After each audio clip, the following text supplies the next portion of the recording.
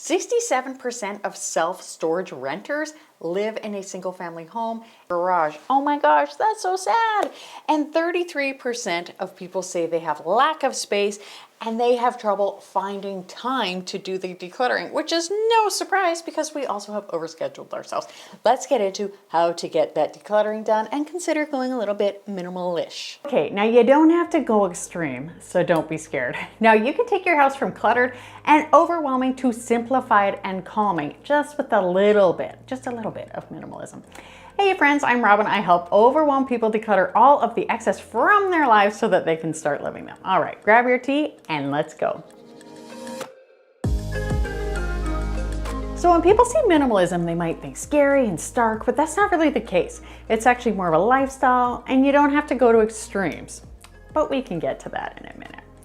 Now I'm also going to get into the how to minimize, but first let's explain why minimalism might be a good idea, why I love it so much, and why you might love it too. Now let's go back to the very beginning. Now a lot of us grew up with some scarcity. So we started collecting things. Over time there became an abundance of things, and then maybe an overabundance of things. Even if you didn't grow up with scarcity, you still might have developed clutter. Like you probably developed clutter. And if you don't declutter on a regular basis and start watching what you buy, then your clutter can grow and grow. And as your clutter grows, it can be hard to find spots to put things, and you can start to have piles of things everywhere. You can have stacks on your dressers, kitchen counters, floors, everywhere. And what about storage? Now, boxes filled with things could be all over your house. Maybe if you've ever moved and you haven't unpacked for years, all of a sudden you find that you still have boxes that you haven't gone through. Actually, after we moved the last time, our chiropractor was like, well, you know, you need a room for boxes, right? And I was like, oh yeah. And we honestly had a room full of boxes for at least a year. That was before minimalism, of course, but you get the picture. So your storage can be filled with things that you don't use, and you can't even find space to put your Christmas decor if your clutter is getting out of control. For me, I've been there before.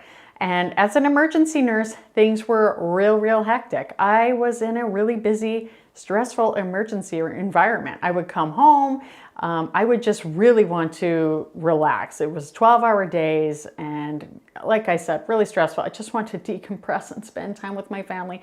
But as soon as I walked through the door, it was just so messy and overwhelming. And I honestly would just be like, well, and I would just start cleaning right away. And I would be like getting really cranky with my family. And I would just want to like head right back to the hospital. And that's not normal. And so what's funny is I remember I read an article and it was describing the effect of clutter on people. And a real light bulb went off for me. And I was like, wait a minute, like this is why I don't like this clutter. Like it is literally driving me insane. Like I get it now. So I bought Joshua Becker's book and then we started minimalism. So once we started, we were minimizing, we were decluttering, and amazing things began to happen.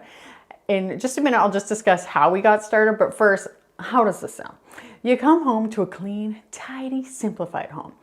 So you can relax, you can do whatever you want. You can walk your dog, you can play with your kids, you can watch a movie, you can write a book, whatever you want. It's easy to clean up after dinner, which is great. Maybe we actually like enjoy cooking dinner because it's like not so messy. And instead of struggling to find spots to put things, everything has a place. There are no backpacks lying around because there's a spot for them. And there's room in that spot. Your kitchen is tidy. There are no piles of things all over your counters, which is like what kitchens are notorious for, let's be honest. Your dresser, it's nice, it's tidy, there's nothing stacked on top of it. You know, you've got space to work anywhere you need to in your house. Your living room does not have things all over the place, but instead it's nice and simple. Kind of like a hotel room. You know, a lot of us we really like hotel rooms. And now why is that? It's because it's simple, it's minimal. The furniture, it's there. There might be a bland painting, really minimal. Now in your house, I don't think your paintings or artwork have to be bland, but the less clutter and stuff, it's less work for your brain. Now our brains get overwhelmed with lots of things to look at, and this stresses us out. Our eyes and brains want a calm environment to look at. Your brain does not want to be burning a bunch of calories. It just wants to look around at like pretty plain stuff for the most part. Women in particular feel overwhelmed by clutter even more than men. And now why is that? It's because it feels like the work is never done. You really cannot relax if you feel like you should be doing something. And now what you should be doing is recharging, reading, enjoying some downtime. But instead, you're just looking around at that mess. Once that clutter and the mess and the piles are gone, your work goes way, way, way down. And all of a sudden, you don't need to actually manage that clutter anymore. You don't even realize how much you're managing clutter. And it's also way easier to clean because you don't need to move things all over the place anymore. And you might even find that you get along better with your family because you're not getting frustrated with their clutter and they're not getting frustrated with your clutter. So how do you declutter? Now, I use a checklist that I made a few years ago, and it has my process on it and the questions that I ask, and I will link that below. But the most important question that I think, it's my favorite to ask, is, does this add value to your life? Now, if you're keeping something and it's not adding value to your life, you need to let it go. So this could be like clothes that you don't wear, things that are stuck in boxes that you're just keeping out of guilt or because they're sentimental. Maybe a painting that you don't really look at or enjoy. It's just sort of there and you're like, meh. Or just you might have way too many spatulas. An example that I often like to give is if you had a food processor, a blender, a chopper, cutting board, and knives. All of those things are used for processing and cutting food. You don't necessarily need all of them, but you don't necessarily only need one. So a lot of people, they have like those chopper things, but they don't really use them. Meanwhile, they've got a food processor, they've got a blender, you've got knives. I would suggest getting rid of the chopper if you're not using it because those other things can fill in very well. Another example is, of course, the Instant Pot that so many of us have. You might have an Instant Pot, you might have a slow cooker, but honestly, your Instant Pot can do both, so you might want to declutter the slow cooker. Maybe you have a rice cooker and you're like, I don't need a rice cooker. I can just use my Instant Pot, or I can just use a pot on a stove. Like, you decide what works for you. Another example is a lot of us keep clothing that doesn't really fit us or that we don't wear, but we maybe spent a good amount of money on it and we feel like we should keep it. Don't keep it. It's not doing you any good. You're not wearing it. Now, people can get hung up on the idea of minimalism. They think that it means that you can't have pretty much anything.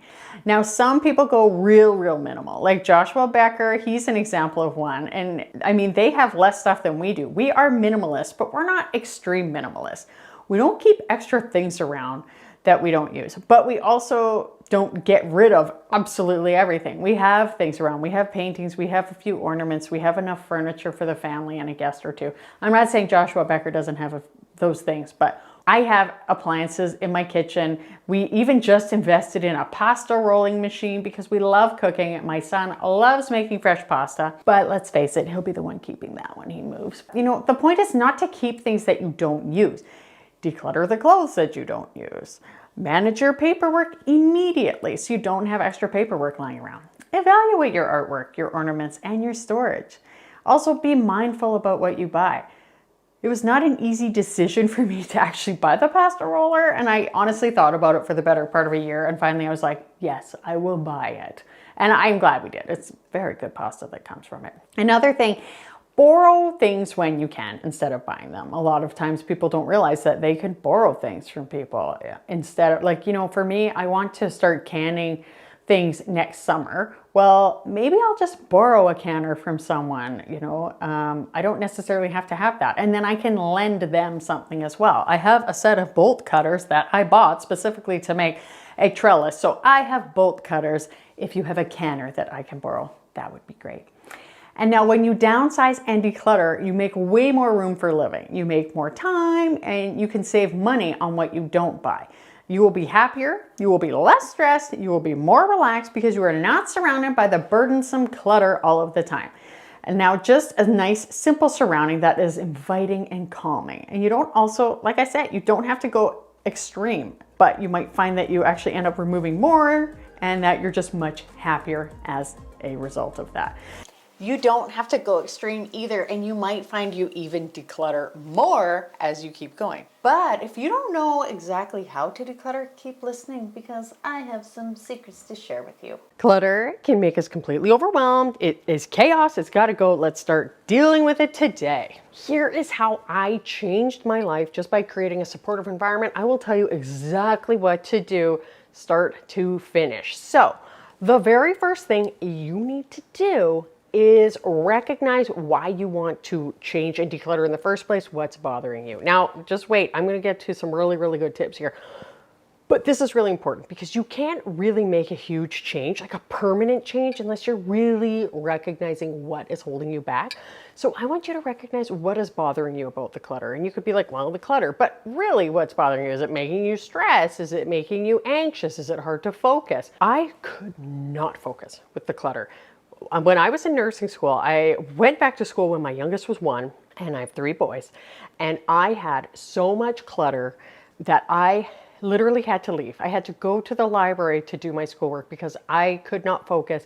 I felt like I should be working on the house, even though obviously I had to do my schoolwork. So I had to leave. And then when I graduated and I was coming back from the emergency department, really stressful job, I was coming home to a cluttered, messy house, and it was completely stressing me out, which is no way to live when you're a nurse coming back from the emergency department. You should be like snuggling those babies instead of like frustratingly getting them to bed and then feeling like you need to clean. That was my main reason, is it really interfered with my focus and it interfered with my relaxation. What's your reason? Is it that you can't focus? Maybe you have ADHD or another neurodivergency and you can't focus in a cluttered environment. Or you're just like a lot of other people who you just can't focus in a cluttered environment. And it is super distracting. Do you find that the clutter is super distracting for you? So let me know. That's number 1. Number 2 is a big one. And people always ask me, where should I start? So I have been coaching people with ADHD and I have been coaching people with decluttering. And number 1, I don't know where to start. I'm completely overwhelmed. And that makes so much sense. Like if you have a big job, like you feel ahead of you and you don't know where to start, it's like you're just like paralyzed and you just don't start. So for me, I was kind of funny when I started, and I started exactly where you shouldn't start. I started in our storage room. And so it was like a few years after we had moved to this house. And I remember I was going to my chiropractor and he was like, oh, everybody needs a box room where you keep your stuff. He's like, for at least a year. And I was like, yeah, a year. Meanwhile, it had been a while. And so I think that's why I felt like I needed to start there. My brain works so like this and this and this. Like I really sort of have trouble sometimes, like I have to work at thinking outside of the box. So I started in the box room. And then I was like, you know what? This is not a good place to start. I needed to start or continue in a spot where I was going to have the impact. So for you, like I get it. If you're completely overwhelmed and if you're paralyzed, you may just be like, ugh. You just want to start with like the biggest thing. I often recommend people start with what I call the most motivating area. And that is an area where you will be getting big results quickly, even if it's something really small, like a junk drawer. I had a student once who was like, I just kept walking by that drawer and opening it up. And she just loved it. Her and her husband, they were loving their junk drawer.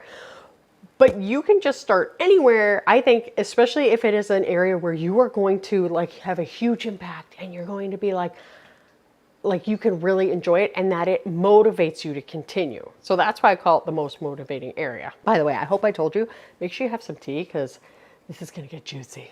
The other thing that you might want to consider is, are you super distracted by the area? Are you an entrepreneur like me, or do you work from home? Maybe you need to start in places where you need focus, which would probably still be an area that you spend a lot of time, obviously, if it's somewhere where you need to focus. And you would get that big bang for your buck because you would get that real hit of dopamine of getting that satisfaction, and you will be going there a lot. So maybe you want to focus on somewhere like that, like maybe your office or your dining room table, wherever you do your work. Even if you just like, you're a stay-at-home person and you spend a lot of time in the kitchen, like we all do, whether or not we stay home, maybe you want to start in the kitchen. If you're not going to be bogged down by a bunch of sentimental items, then the kitchen can be a really good place to start.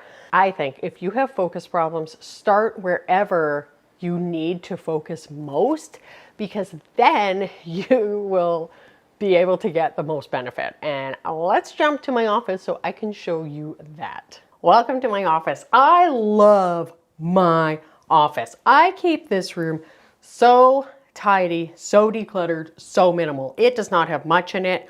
I have a plant, I have an armoire, painting, a desk. Try to keep my desk pretty clear. I mean, sometimes it does get some piles on it, but I prioritize keeping it clean because this is the spot where I need to focus. A lot of people are like, you know what? I have a lot of stuff and I don't know what to keep and I don't know how to let it go. And I completely understand that. You honestly, you need to ask yourself a couple of questions when you are decluttering, and they're really easy. It just takes some practice to get kind of good at it. So I want you to ask yourself, does this serve me?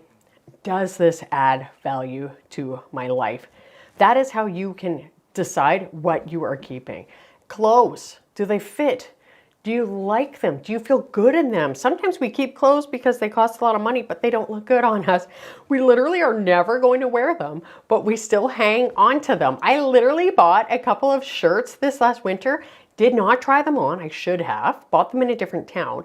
And I was like, wow, these do not suit me at all.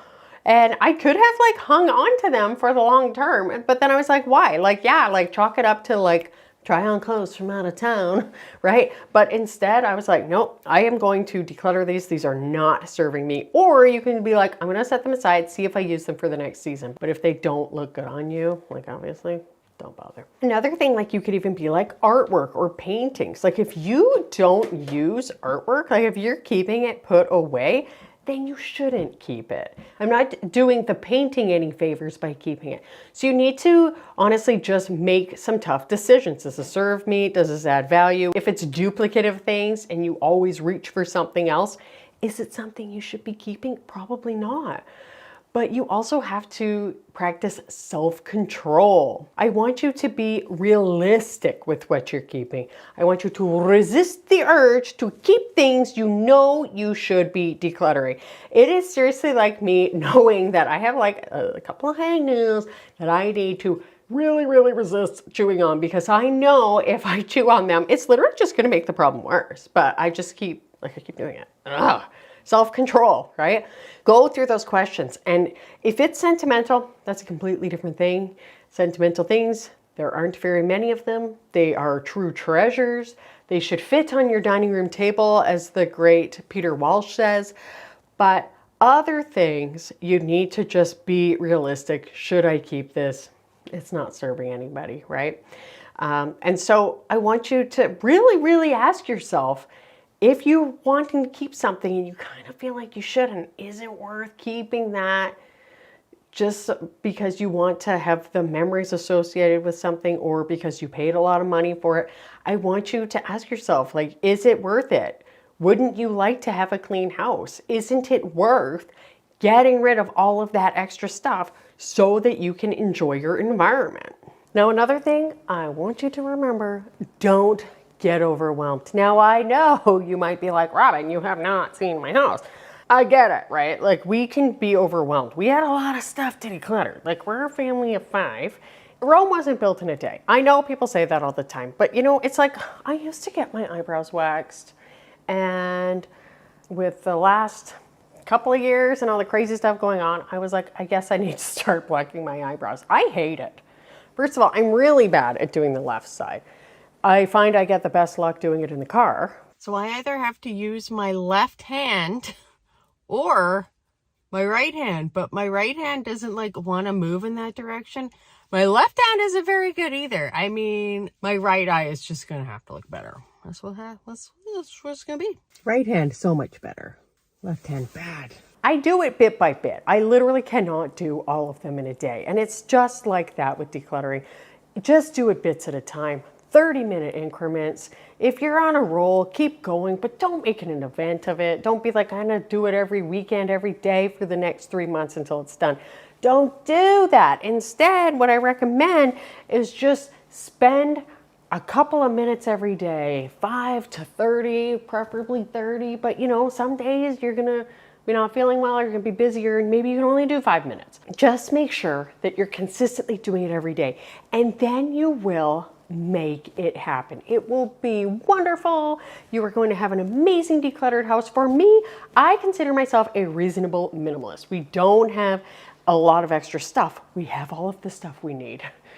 personally, the front room where I was filming earlier with the shelves and stuff behind me, that drives me nuts. I'm taking care of that. But for now, we have what we have, right? And we honestly, we only have what we use in our house. It's wonderful. And I think that you can get there. And if you recognize why you need to declutter in the first place, and you go through the steps of where to start, how to do it, keeping yourself motivated, all of that, you will have huge, huge success. When we first start decluttering, we can do it the wrong way, believe it or not. And maybe you want to start in a particular area. But there's one thing you definitely need to do before you even start decluttering. Hey, I'm Robyn, grab your tea and let's go. Now first, I will get to one question you need to ask yourself before you even start, and then I will talk to you about where you should start. Now, for me, when I decluttered my house, it was one of the best things I ever did for my house. And now I have so much time, so much relaxation, and so much peace. I want that for you. Now you need to consider why you have clutter in the first place. Now I know you're like, whoa, whoa, whoa. No, you gotta listen to this. Now many of us have clutter as a result of a lot of things.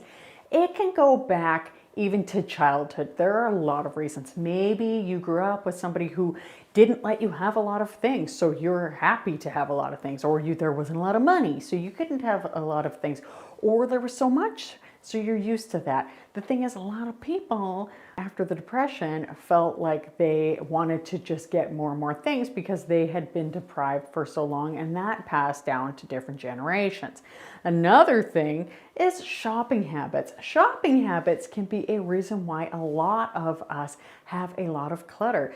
We maybe just buy things without considering where we're going to store them, if we already have things, and it just sort of overall our consumerism and our habits for those things.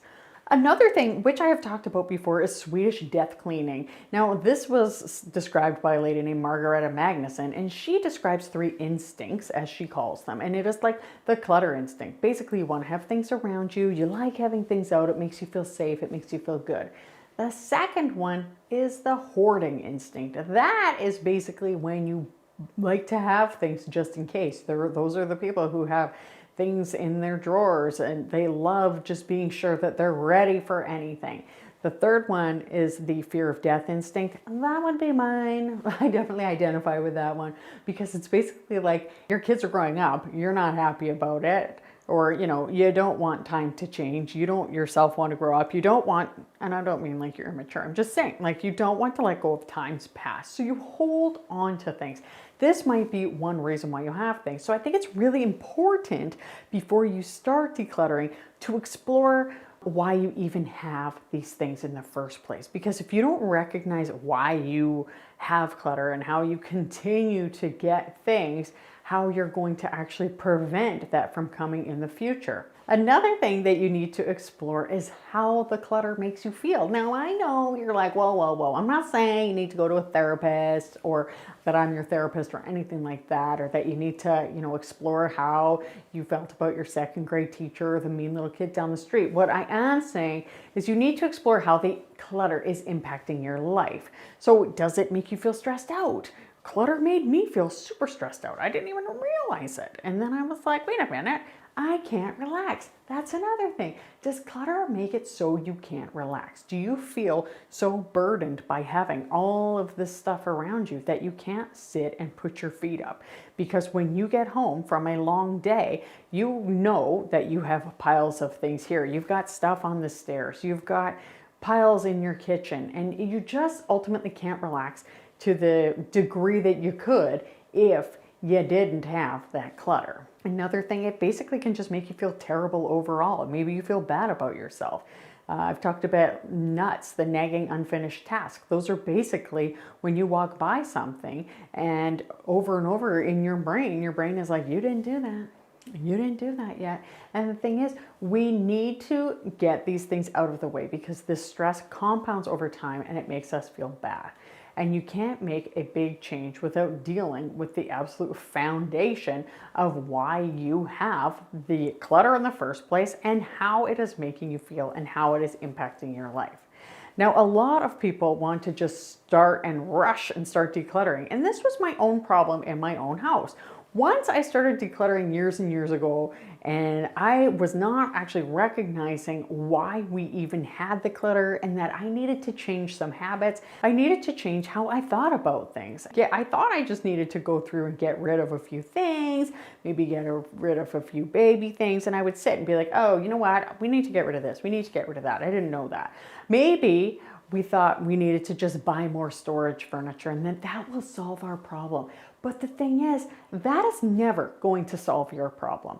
It wasn't until I examined my reasons why I had clutter in the first place, which would be like the fear of death, not recognizing that I can't hold on to all of the baby clothes, and laziness maybe in some areas, although it probably is more procrastination, because when you think about doing something and then you're like, whoa, I'm overwhelmed, never mind. And also not shopping smartly, not thinking, where am I going to put that? You know, that is a really important thing to consider when you are shopping. Now that I've fully decluttered my house, I really recognize when perhaps I could fall into old habits, and that way I can prevent it and thus prevent the clutter and continue living in a nice, simple, reasonable, minimalist house. Where should you start? That's a big thing too. Now, I have explained why you should never start in your kids' room in the past, but where should you start for your own stuff? Now, what is the one area of your house that is not completely overwhelming, but that you can make a great experience out of decluttering? So perhaps it is like a small corner of your dining room or your whole dining room. And if you start there, you can get that win. It can be any room in your house. I don't think it should be your garage, but hey, it could be. Maybe that is not like a super huge messy place. I mean, really choose a place that is not super overwhelming. Once you start experiencing great wins, you can enjoy that clear place, and then you can start expanding your minimizing and your simplifying. I can't tell you exactly what room everybody should start in, but what you should do is start in a spot that is manageable for you. So instead of living in a cluttered and stressful environment where you continue to exercise the habits that led to the problem in the first place, and you decide to declutter and just get that to come and come again, you can actually now recognize why you had that clutter. There's one important thing to know though, and that is where not to start. Now, we can seriously get bogged down by clutter in our houses. Now, there's one area where you may be tempted to start, but I am telling you, don't do it. Okay, where should you not start? But where should you start? I'm going to get into that in just a second. Now, when we look around at the stuff that is bothering us, we can see quite a lot of stuff.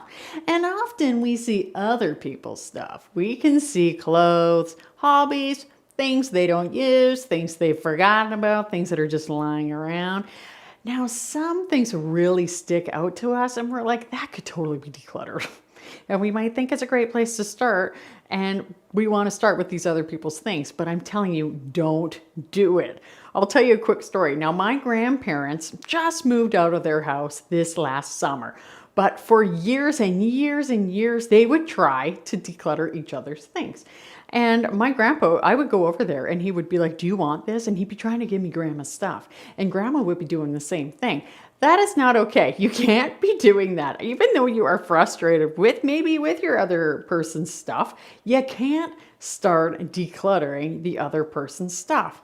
We can see other people's things and we might not have the emotional attachment to them that they do. And I'm not saying people should be emotionally attached to stuff. However, that does not mean you should be decluttering their stuff. So maybe your husband or your wife have some clutter and it is so glaringly obvious to you that it needs to go. And you never see them use it. You know they don't need it. It is just taking up space. Now, I personally could easily go into my husband's closet and I could declutter some of his t-shirts. He might not even care, honestly, but that is just not my place to do. It is not my place to declutter other people's things. And what's worse, quite often people start with their kids' things. Never, never, never do this. We are not teaching them anything when we start decluttering their stuff. This is not setting a good example. You will see kids' toys and they never use them. Their playroom can be messy. I myself started this way. It is not good. There can be random pieces of paper, there can be books, etc. all over the place. I 100% get it. But one thing to keep in mind is that every child is different. So for example, my oldest son, he's pretty easy to get along with. He has some Pokemon stuff, he's got some anime stuff, but a lot of things he would not care if I decluttered at all. I could literally go in there and I could declutter in his room for him. But the thing is, one of the most important things to remember with children is that one of our main goals is that we actually have to teach our children. Like, that's one of our jobs. We aren't teaching them to do anything by doing it for them. One of my children needs a resume. I am trying so hard to keep myself from going in and making this kid a resume because I could do it in like 2 seconds. Like, he's had one job ever. It would take no time. But am I helping him? No. Are you kidding? Like, he needs to learn how to make a resume.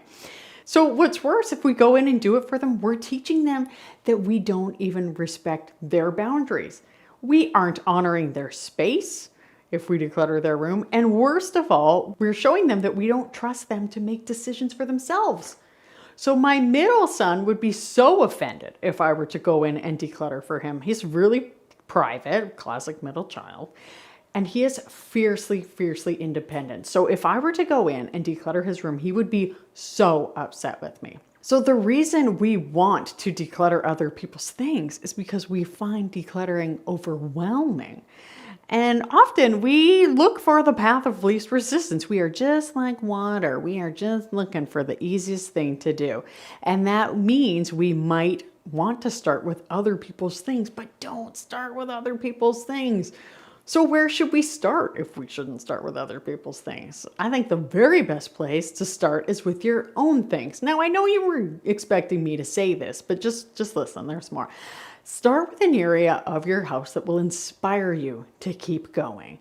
Don't go into your garage and think, today's the day that I tackle this monster for good. No, do not do that. Do not start in a hard area. This is a terrible idea. The garage, storage rooms, they're filled with things. They can be filled with the just in case items. Sometimes we store sentimental things. These are areas that can take a lot of mental energy and you need practice. So you can do your garage one day, but don't do it when you first start decluttering. Choose an area that will give you a great and early easy-ish win, depending on the space. So choose one that has items that are not going to be too hard to decide what to do with. Don't start anywhere that has sentimental things. One of my favorite places to tell people to start is the junk drawer. You can very easily declutter your junk drawer and have an easy win and feel good about yourself. We all have them, and they are a fantastic place to start. Usually there are plenty of things to declutter in there. You could have old random keys that you don't know where they belong. I'm not speaking from experience or anything. 3D glasses might be something you find in there. Sewing supplies, pens, etc. This is a junk drawer. It can have so many random things, but it might be easier to decide what to do with these things. So this is a spot where you hopefully have many less sentimental attachments to the things. Once you declutter, you actually will have a beautiful, nice and tidy space. A quick but nice win. So then you can feel encouraged by what you've accomplished. Once you declutter that drawer, I want you to walk by that drawer and admire it several times per day. And here's the best part.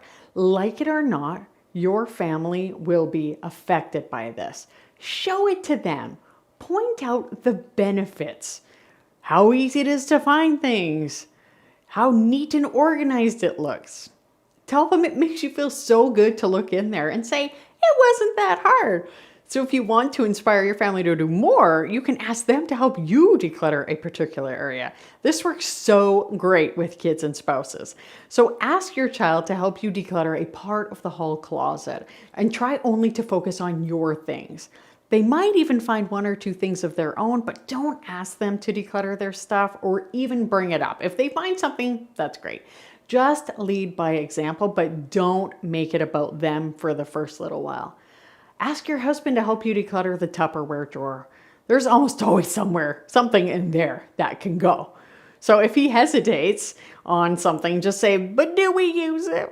I don't think we do. Think about how somebody else could enjoy this, and look, the space would be tidier. You can say stuff like that. And leading by example is the best way to show others how amazing decluttering can be. But do you want to hear the easiest way to declutter? I'm actually here to show you the easiest way to declutter so that you will absolutely love it. Now, decluttering can be overwhelming. We walk into a room and think, never mind. Now, the problem is that we actually will look at the entire job that needs to be done and we think, this is just too much. And then we end up procrastinating and not getting it done. It can make anxiety symptoms worse. It can make ADHD symptoms worse. It can just generally bring a feeling of overwhelm that impairs our decluttering goals and process in the future. So we never actually get that home that we want. Now, my solution to this problem is just to break it into bite-sized pieces. Now, you will be amazed at how much you can accomplish in just such a small amount of time. So often I will recommend just doing 30 minutes at a time. If that does not work for you and you would rather do like 15 minutes or 10 minutes, that is totally fine. Now, I know that some of us perfectionists might think that we have to get it all done immediately, but I completely disagree. Plus, perfectionism is actually something that holds a lot of people back when it comes to decluttering. I'm not perfect, but who are we kidding? Neither are you. It will get done if you just do 30 minutes per day. You will be amazed at how much you can actually accomplish in those 30 minutes. It is just like plucking your eyebrows, just bit by bit by bit. How do you know that Alexis has stuffed animals on her bed? And you will have a gorgeous eyebrow and you will also have a gorgeous space. And take the time to appreciate your work.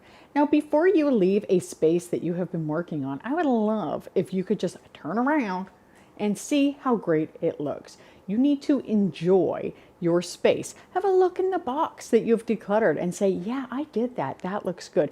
You need to appreciate it. You will get a little hit of dopamine, which will encourage you to keep going. Plus, you need to appreciate what you've done. I know what it is like to get on a serious roll and want to keep going. I totally get that. And if that is happening to you, I think that's great, but don't make a huge event of it. Don't make it a whole decluttering day, because then you will end up dreading it in the future. And believe it or not, decluttering is something that you probably will need to do periodically, maybe for the rest of your life. You know, you don't have to necessarily look forward to it, but you need to be like, oh, well, this is just like a small chore that I need to do periodically. Remember, you are making your home way more peaceful and enjoyable. And if you have ever been decluttering and thought, oh, this belongs in this space, so I'm just gonna go and put this in here, only to notice something in that space that needs to be decluttered. And then soon enough, you have open cupboards and you are then knee deep in decluttering your kitchen. Could be worse. It's worse. Don't do this. This is a huge thing that people do and it needs to stop. Stay in the same place when you are decluttering. When you focus on one area, then you are able to utilize your time way more efficiently. Because every time that you get up and you move to a different space, you are losing time, you are losing focus. And when you get up and move around and lose focus, this makes the job feel so much bigger and way less satisfying and much more frustrating.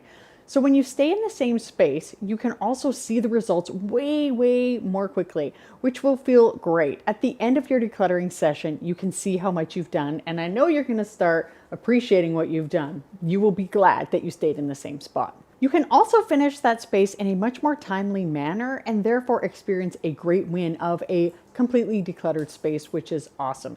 And it is so encouraging to get results. Even just decluttering something as simple as a junk drawer can be a great win. And if you just do it in 30 minutes or a couple of 30-minute sessions, you will be so happy. So when you do come across different things when you're decluttering one space, just put them in a separate container or box and return them to the proper space when you are done. Just walk around with your box and put them in the right spot. Just try not to get caught up in decluttering those spaces when you are putting things back. There is always tomorrow. Now, deciding what to keep can seem really stressful and frustrating, and we may look at an item and think, I may use this in the future, or I don't know if I should keep this or not. Here's a really simple way to decide almost everything. Basically, just ask yourself one question. Does this add value to my life? This question is applicable to every scenario that there is. It really, really is. For example, with clothing, you could be like, does this clothing fit? No. Is it adding value to my life? It could be, especially if you are actively trying to get healthier and you might be losing a bit of weight. And that might be something that you are looking forward to wearing again, especially if you enjoyed it in the past. But if you are not actively losing weight, then maybe this item is not adding value to your life, or perhaps it fits you, you just don't like it, or you don't wear it, or it makes you feel bad, or it has a bad memory. Remember, if it's not adding value to your life, you don't want to keep it. I also recommend being very honest with yourself. In the kitchen, for example, you can ask yourself, are you actually using that rice cooker? Third time this week you almost forgot. That's why your brother's your mom's favorite. Oh, you're so funny sometimes, rice cooker. No, I know that so many people love their rice cooker, so I'm only using this as an example. But if you use the rice cooker and it is adding value to your life, I think that is so awesome. So keep it. Keep it. If instead you choose to use an Instant Pot and you choose to make rice in there, then maybe your rice cooker isn't adding value to your life any longer. Or maybe vice versa. You don't use your Instant Pot, but you use your rice cooker. Let me know in the comments which team you're on. Now, if you have ornaments that you don't keep out, but you feel guilty decluttering because they were a gift, ask yourself, does this add value to my life? The thing is, anyone who gives you a gift probably doesn't want you keeping things that you aren't using out of guilt. If they do, then they shouldn't. That's not fair. It's not fair to give somebody a gift and then expect them to keep it for all of eternity. Once you start asking this question of, does this add value to your life? It will make decluttering things much easier and you will get to enjoy your clean house very soon. Another thing that you really need to remember when you are decluttering is to never give up. You may get tired, but keep at it.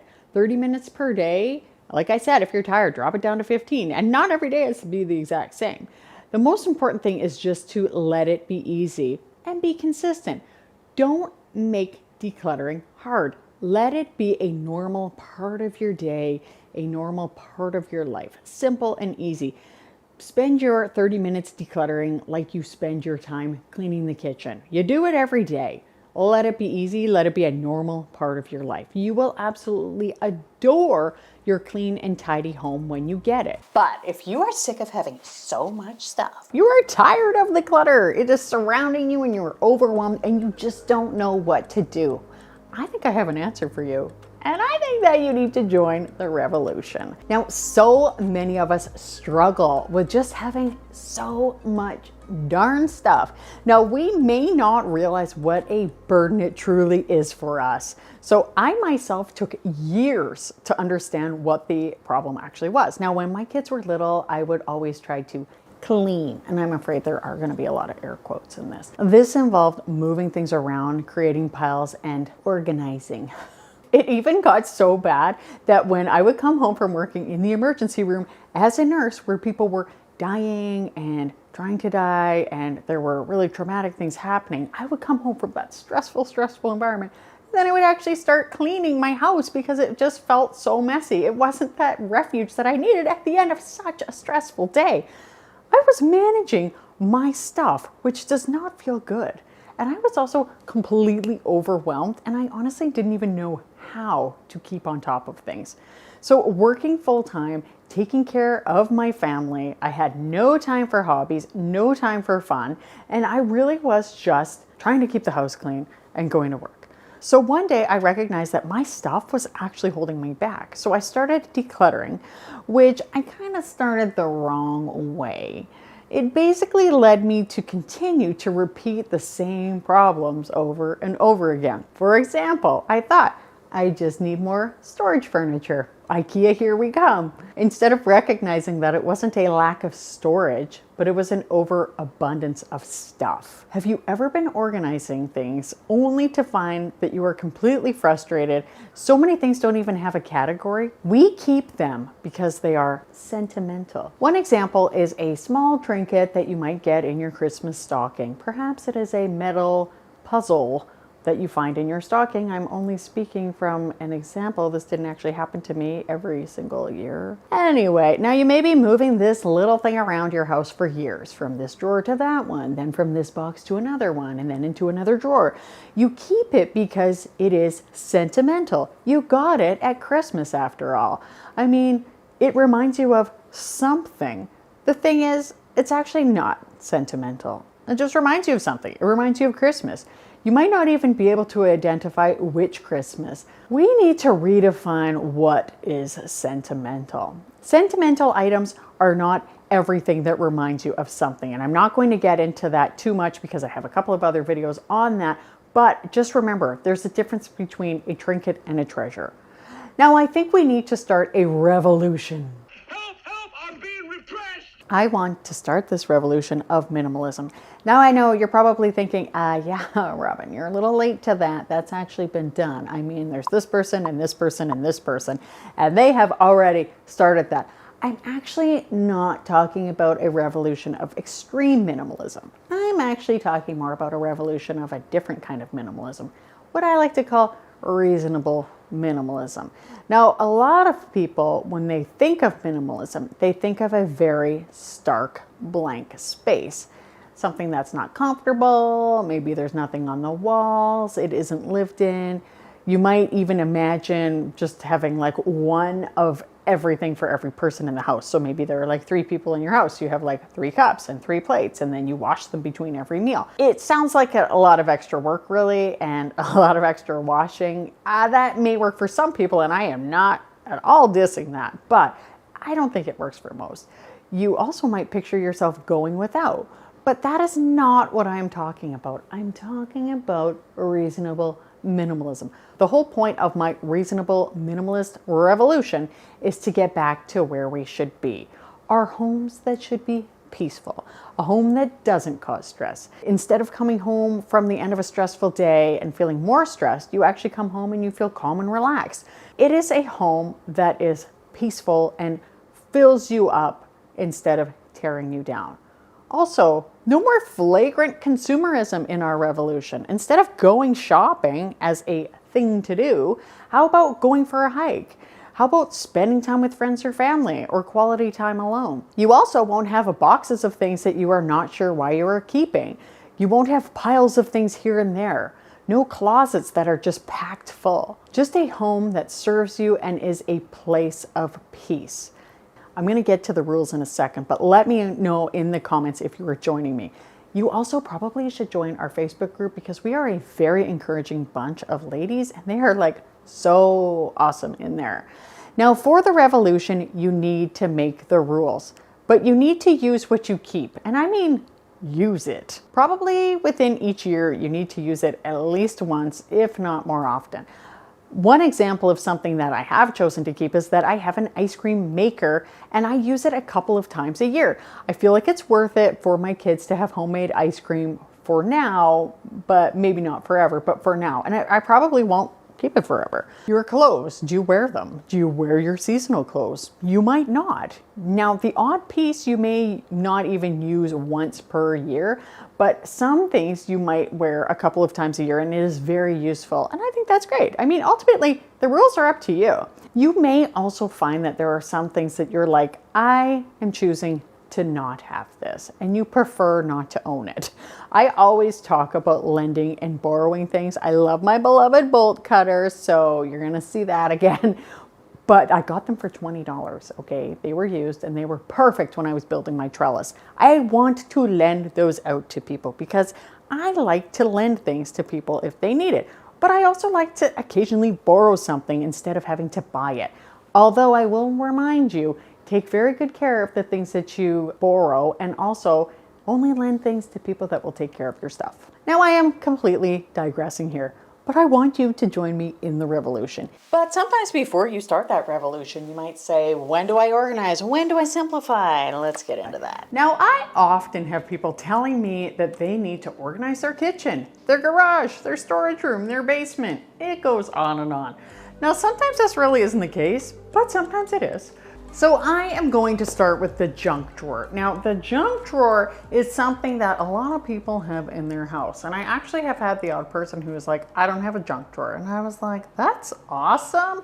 But we do. We have a spot where we keep like our pens and erasers and what else? Like I've got hand cream in there, lip gloss, just sort of like a spot to put things that you need to keep, but you just don't want out. You know, the thing about the junk drawer is it is an area of the house that needs a lot of maintenance. Now, there are certain areas of the house that need maintenance.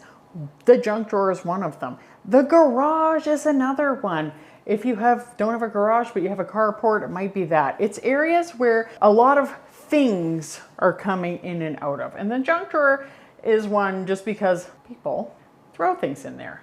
People in my house being my kids and sometimes my husband when they're cleaning up. This is my pens. Now, here's the thing. If I'm going to look at these, I'm going to either declutter or I'm going to organize. This is an example where I will be doing a little bit of both. So I have this thing of pencil crayons. My kids use it for school projects and stuff. So we'll hang on to those. But if I look through here, I can probably find more pencil crayons to put in there. There's one. Now, in the past, I have talked about how we are reasonable minimalists. Like we are going to keep some things that maybe your more major minimalists aren't going to keep. So we have different pen preferences. I'm going to keep the pens that I like, which are like these Sharpie fine liner, and my husband, he likes more this style. So I'm going to organize the pens and pencils because I love to use a pencil. And then anything that doesn't work, we're also going to declutter. And then I will have them neatly organized in this basket when we're done. Any broken things we're not keeping. Here's a tire gauge, a tire tread depth gauge. This can go in the garage. So this is an example of organization and a little bit of simplifying. Here is another example of an area where you need to decide if you're going to organize or simplify. Now, it is the kitchen. Now, you find it is disorganized. There are things in random spots. When you try to cook, you spend half of your time looking for things, half of your time digging through cupboards and moving things around. You get frustrated because this meal should only have taken 20 minutes, but you have spent over an hour cooking it. You still don't know where your zester is, but you did manage to uncover an apple corer, a strawberry huller, and an old wooden spoon that you're pretty sure you've never seen before and you just aren't sure where it came from. Now, not only is the annoyance of finding things frustrating, but you also can get distracted and maybe you hate cooking because it is just so time consuming and aggravating to work in your kitchen. Cleanup can be a challenge because things get shoved into random places, which ultimately leads to cooking woes the next day. I mean, honestly, it's not a winning situation. Let's be clear about that. Now, this scenario might sound familiar. Obviously, some organization needs to take place here. But where would we start when we are organizing? Things are all over the place. So we need to place like with like. This is a situation where we're organizing. So all of the plates should be together. And they, of course, should be near the bowls. Well, what about the cutlery? Obviously, keep all of the cutlery pieces together. I hope that you're already doing that. But also keep it near the plates. Your cups and glasses, they should be near each other, and maybe they should be near the fridge or the kettle. Okay, so yes, this is an example of the very easy things to declutter. But in organization, everything should have a place. A lot of people don't recognize that when you are decluttering your home or when you're organizing your home, everything should have a place and you should know where it goes. Everybody in the house should have an idea around where something would go because that is the common theme of where those things go. For example, my utensils in my kitchen are organized by most used, small handle, and large handle. That way, even my completely disinterested kids can put away things in usually the right place. If they don't, then it's fine. It's an easy correction, and I can be like, I've told you before. This is where the short-handled things go, and this is where the long-handled things go. Now, should you simplify anything? That is easier to decide than you might even think. If you don't use it, then you simplify it and you remove it. Now, I know you might be like, whoa, whoa, whoa, whoa, whoa. It's really not that easy, Robyn. Okay. Well, here's the thing. You could use it eventually, but do you use it now? Or did you use it last summer? For example, my ice cream maker. Yes, I used it last summer, and so I've kept it. If there are 1 or 2 summers where I don't use it, I'm going to be decluttering it. That's for darn sure. If you don't use it, I'm going to say you should simplify it. Removing as many extraneous things from your life is an absolute gift to yourself. We are removing the burden. Everything can be a burden if you are not careful. That strawberry huller that you are holding on to, did you use it last summer to make jam? Did you? Or do you really not want seeds in your jam enough that you need to keep a special little trinket in your cupboards or your drawers? Maybe, but maybe not. I like to break it down like this. Put everything in its home. It all should have a place, and it should make sense, and it should be simple. That is organization. That is order. Oh, gosh, I love order. I love when things are nice and orderly. Simplifying is when you choose freedom from an item, no matter what that item is. If it is not serving you, you need to let it go. You need to simplify. And look at all the things that don't work or are going to a certain child's desk. Simplifying, in my opinion, should be the end goal for everything in life. I feel like we need to remove commitments, appointments, extra clothes, extra people, the kind that don't make you feel good, extra habits, extra food, extra online activities. I could go on. Belongings are some of the easiest things to let go of, believe me. Ultimately, they are one of the simplest things. And now look, I didn't take a picture before of the drawer, but it was messier. My husband's favorite pens, my pencils, my pens, everything there. It's perfect. Recently, here's a crazy story. I bought 3 shirts. I'm gonna be honest. I hate trying on clothes. I really hate trying on clothes. I always have at the store. Curly hair, I mean, like, it gets frizzy. Laziness, the whole shopping shebang. I mean, I don't like it. I don't buy clothes often either, but I normally know what I'm going to like, and I don't usually need to make many returns. So one day we were out of town not long ago around Christmas, and I saw a shirt that I loved, and I thought, you know what? That is exactly what I'm looking for, and I'm gonna get one in each color because I think this is exactly what I need. Now, I'm not really sure what is wrong with me that day. I mean, we all have our off days. I mean, it could be that I was out of town with my family and, you know, sometimes you get a little tired. But when I got home and I put on that shirt, the fit was all wrong. So I was left with a bit of a decision to make. Do I keep these 3 shirts? Do I put them in my drawer? Do I organize them by style and by color? Short sleeve by long sleeve, etc. Or do I declutter right away? I had just bought them and I couldn't return them unless I wanted to drive to the other city, which really just would be silly, and that is not simplifying my life. So I won't lie, I hesitated, but I decided right away that I am not going to keep anything that is not serving me. Chalk it up to a mistake. If you're out of town and you're clothes shopping, even if you don't like trying clothes on, just try them on, right? Wearing a shirt that doesn't fit and doesn't make me feel amazing has no place in my life. I only live once. So you know what I did? I donated those clothes the very next day. If you're a bit of a tip person and you really want just a whole whack of things, check out this video here, 73 tips for how to declutter. You will absolutely love it. It will give you so much inspiration. Thank you so much for watching, and I'll see you next time. Bye.